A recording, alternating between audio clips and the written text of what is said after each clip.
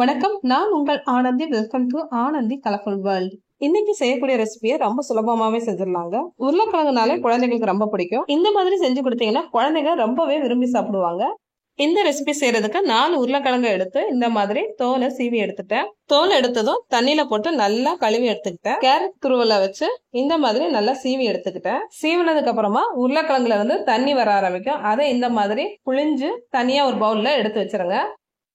நல்லா இந்த மாதிரி உதிரி உதிரியா வந்ததுக்கு அப்புறமா கார்ன்ஃப்ளவர் 3 டேபிள் ஸ்பூன், 1/2 டீஸ்பூன் உப்பு, 3/4 டீஸ்பூன் நல்ல மிளகுத்தூள் எல்லாத்தையும் நல்லா மிக்ஸ் பண்ணிட்டு மஞ்சள் தூள் 1/4 டீஸ்பூன், மறுபடியும் எல்லாத்தையும் நல்லா கலந்துட்டேன்.